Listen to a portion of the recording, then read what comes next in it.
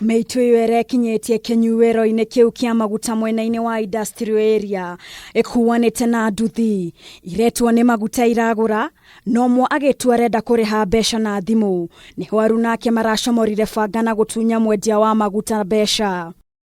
Nĩgĩko kĩranyitĩkanire na kamera cia CCTV na mbica icio rĩu nĩcirekĩte kũneanwo kũrĩ maabitha a borithi nĩguo thuthuria wĩkwo.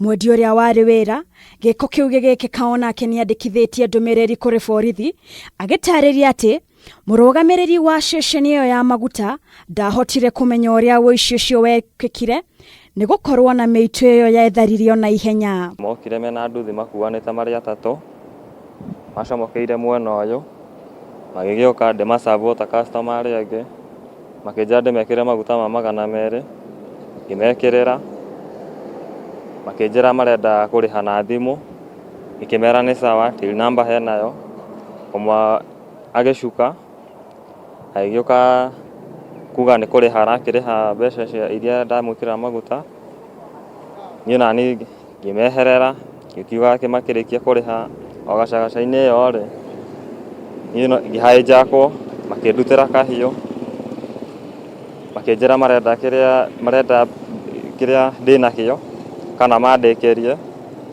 niĩ ngĩkĩrora nĩkĩ marakĩndĩkĩria nakĩo ngĩona nĩ kahiũ niĩ ngĩona kũruta ndakĩrutire kĩrĩa ndakĩrĩ nakĩo ciarĩ 10,000 nĩcio ndendetie ũtukũ ũcio makĩoya magĩthiĩ.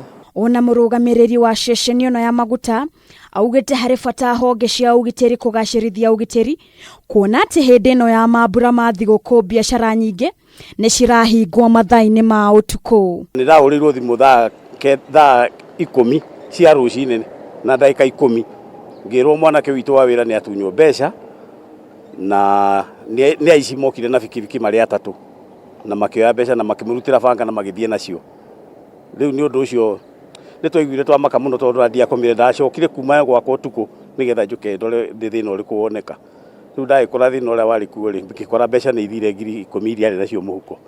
Otherwise kĩndũ kĩrĩa tũngiuga no twende mũno nginya thirikari onayo tũteithie tondũ security kũrĩa tũrĩ NAIKURU gũtirĩ na security ya kũigana.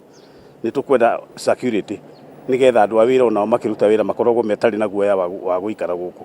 Ngĩribotera Kameme TV njĩtagwo Wangarĩ wa Kibaki.